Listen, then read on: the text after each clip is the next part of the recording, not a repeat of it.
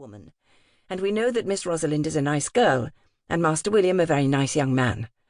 But we also know that Sir Rupert is a hard, implacable, domineering, arrogant individual.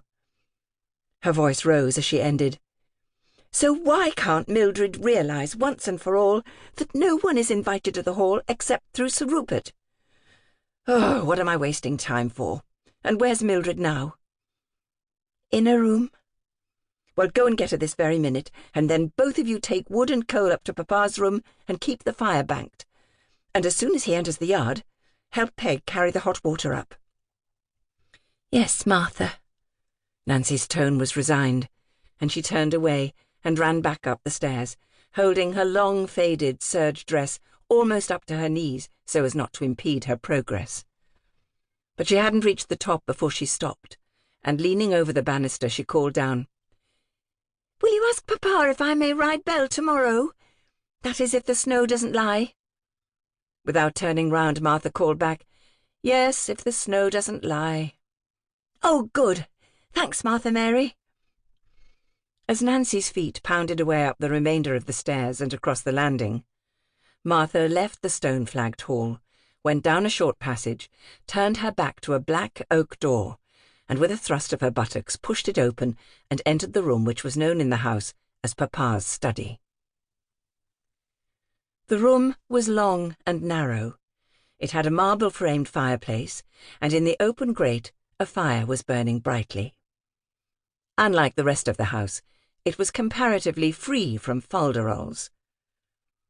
Apart from the antimacassars on the 2 leather chairs and the long couch fronting the fire, the velvet mantle border, and the deep, betasseled pelmet bordering the faded blue velvet curtains at the long window, it had an austere appearance.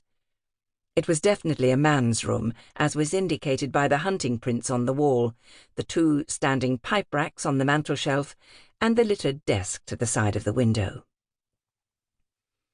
Martha put the laundered washing very gently onto the round mahogany table that stood behind the couch.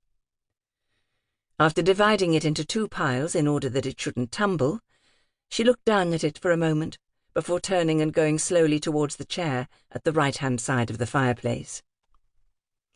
Once seated, she lay back, closed her eyes, and let out a long, drawn breath. She was tired, she was weary, and she was irritable.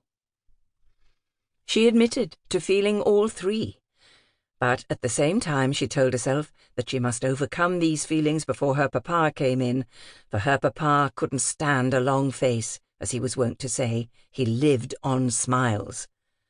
Unfortunately, she was finding she was smiling less and less these days. She looked back to the time when she saw herself as a happy, laughing girl, being often chastised for giggling. But that was before her mother died, giving birth to her 7th and last child.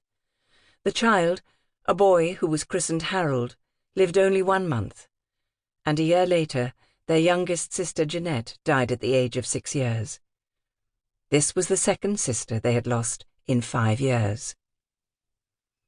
She was 15 when her mother died, and from that time she had taken over the management of the household. Was it only 4.5 years ago? At times it seemed that she'd always managed the house, always chastised the girls, always worried over Aunt Sophie, and forever asked questions of herself, questions that she wanted to put to her Papa but couldn't, even though last year, when he sold the mill, she had dared to ask why. But as usual, he had treated her as a young girl who wouldn't understand anything that went on outside the running of the house, and that is what he had said. Holding her chin in his hand, he had looked into her eyes and said softly, "If I were to tell you, you wouldn't understand, little mother." The term, little mother, didn't, she considered, apply to her in any way, and she wasn't flattered by it, for she did not see herself looking plain and homely as a little mother should. Yet she had no bust or hips to speak of, at least not now. Since she was 17, she seemed to have lost her shape. Due, she thought, to 2 things. She had grown taller, and she was never off her feet from morning till night, running here and there. Apart from Peg Thornycroft,